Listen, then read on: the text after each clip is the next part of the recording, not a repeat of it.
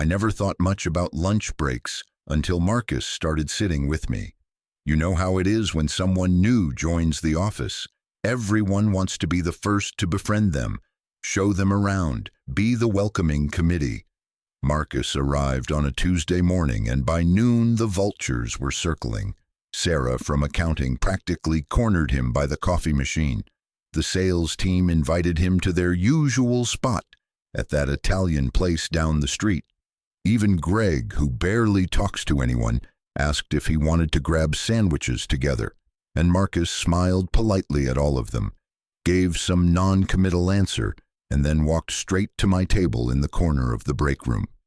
I was halfway through my leftover stir-fry, scrolling through my phone, completely in my own world. I didn't even notice him standing there until he cleared his throat. I looked up, and there he was, tall, maybe 6'2", with these warm brown eyes and dark hair that fell just slightly over his forehead. He had this hesitant smile, like he was about to ask a question he wasn't sure he should ask. "This seat taken," he said. I glanced around the break room. At least 6 empty tables, Sarah and her crew shooting daggers from across the room, the entire sales team looking confused. No," I said. "It's all yours." He sat down, unpacked this elaborate bento box his mom had apparently made him, and we ate in comfortable silence for maybe 10 minutes. Then he asked me about the book I had sitting next to my lunch container, some sci-fi novel I'd been reading for weeks, and suddenly we were talking. Really talking, not the usual office small talk about weather and weekend plans, but actual conversation about stories and characters and why we both loved books that took us somewhere else. When lunch ended, I figured that was it. Nice moment, back to reality. But the next day, same thing. Marcus walked past everyone, ignored every invitation, and sat down across from me. By Friday, it was becoming noticeable. People were starting to whisper. I could feel eyes on us every lunch break, and I couldn't figure it out. Marcus was charismatic, funny, the kind of guy who could fit in anywhere. The office golden boy, and me, I was just there. The quiet guy in IT who fixed printer jams and reset passwords. I kept to myself, did my work, went home. Nothing special. But every single day, Marcus chose my table. Week 2, I finally asked him about it.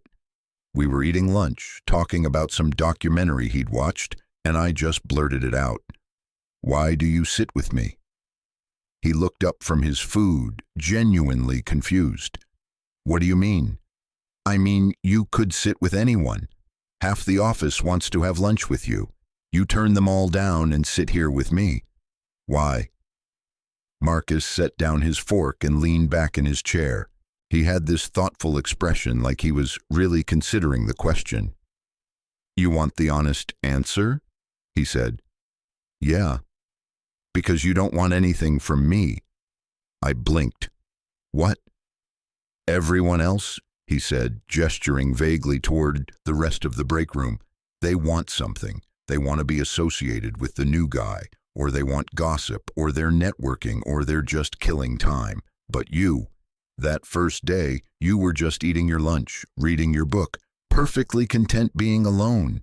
You didn't need me to make your lunch break better, and that made me want to sit with you." I didn't know what to say to that. It was possibly the most honest thing anyone had ever said to me at work. "Plus," he added with a grin, "you actually listen when I talk. You have no idea how rare that is." Something shifted between us after that conversation. We started sharing more. He told me about moving here from Seattle, about his complicated relationship with his dad, about how he'd always felt like he was performing for people, being who they wanted him to be. I told him about my divorce 2 years ago, about how I'd basically rebuilt my entire life from scratch, about the loneliness that sometimes felt like a physical weight. These weren't lunch conversations anymore, they were lifelines.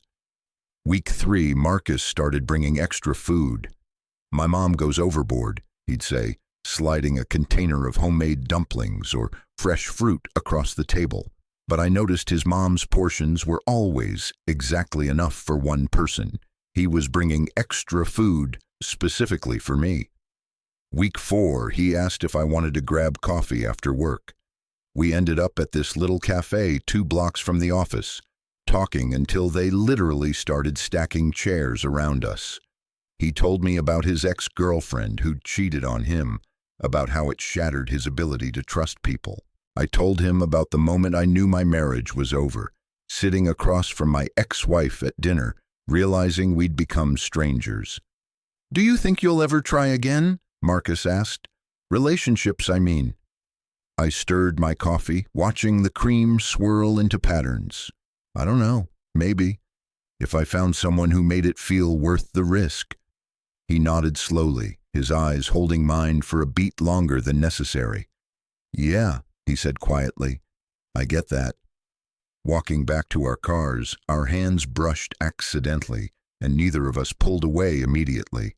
It lasted maybe 2 seconds, but I felt it everywhere. Week 5, the office holiday party happened. One of those mandatory fun events where everyone pretends to enjoy themselves while secretly watching the clock. I almost didn't go, but Marcus had mentioned he'd be there, so I showed up. I spent most of the evening making small talk with people I barely knew, nursing a beer, counting down until I could leave. Then Marcus appeared at my elbow. "Want to get out of here?" he said. We ended up on the roof of the parking garage, sitting on the hood of his car, looking at the city lights. It was one of those perfect autumn nights, cool but not cold, with a sky full of stars you could almost see despite the light pollution. "Can I tell you something?" Marcus said after a while. "Always." He took a breath. "I lied earlier about why I sit with you at lunch." My heart did something complicated in my chest. "Okay. I mean, what I said was true," he continued, "but it wasn't the whole truth. The real reason I sit with you is because from the moment I walked into that office, you were the only person I wanted to know. Everyone else was just noise. But you were sitting there in your corner, completely self-contained, and I thought, that's someone worth knowing. That's someone real." I turned to look at him. He was staring straight ahead, jaw tight, like he was forcing himself to keep talking. "And then I got to know you, and it was worse because you weren't just real. You were kind and funny and deep, and you listened like every word I said mattered. And now I can't imagine eating lunch with anyone else. I don't want to eat lunch with anyone else." The silence stretched between us. My mind was racing, trying to process what he was saying, what it meant, what I was supposed to do with it. "Marcus," I started, but he cut me off. "You don't have to say anything. I just needed you to know. I needed to be honest with you because you've been nothing but honest with me, and you deserve the same."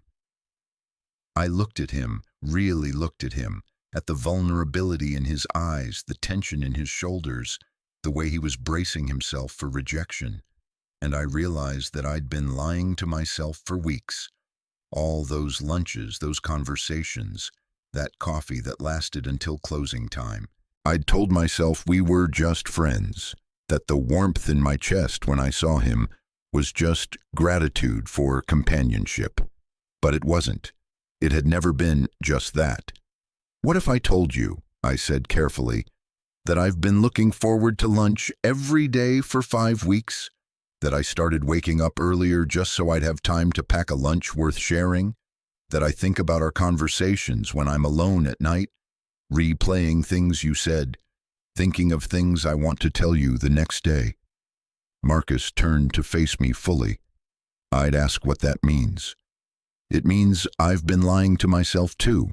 It means you're not the only one who doesn't want to eat lunch with anyone else." The space between us felt electric. We were maybe 6 inches apart, close enough that I could see the flecks of gold in his brown eyes, close enough to feel the warmth radiating from his body. "I'm terrified," I admitted, "of getting this wrong, of losing what we have, of being hurt again." "Me too," he said. I'm absolutely terrified. But, he smiled, soft and genuine, but I think you might be worth being terrified for. I don't know who moved first. Maybe we both did. But suddenly we were kissing, and it felt like everything I'd been missing without knowing I was missing it. His hand came up to cup my jaw, gentle and sure, and I leaned into it, into him, into this moment that felt both inevitable and impossible. When we pulled apart, we were both breathing hard, foreheads resting together. "So," Marcus said, and I could hear the smile in his voice. "Same time tomorrow? Lunch?" I laughed, the sound surprising me with its lightness. "Yeah, same time tomorrow." That was 3 months ago. We still eat lunch together every day. Marcus still turns down every invitation from everyone else. But now everyone knows why. Now when we sit at our corner table, our feet touch under it. Our hands brush when we pass food back and forth. We share looks across the break room that say everything we can't say out loud in the office. Last week, Marcus brought his mom's dumplings again. As he slid the container across the table, he said, "She knows about you now, about us. She made extra specifically for you." "What did you tell her?" I asked. He smiled. "I told her I met someone who makes me want to be brave, someone who makes lunch the best part of my day, someone I think I could love if he'll let me." I reached across the table and took his hand, right there in front of everyone. "I think I could love you too," I said. "I think I already do." And maybe that's the thing about finding someone unexpected. You don't go looking for them. You just sit down with your leftover stir-fry and your book, content in your solitude, and they choose you anyway. They walk past everyone else and sit at your table day after day, until sitting together becomes the most natural thing in the world. Until lunch isn't just lunch anymore. It's coming home. Total_char_count 10,847.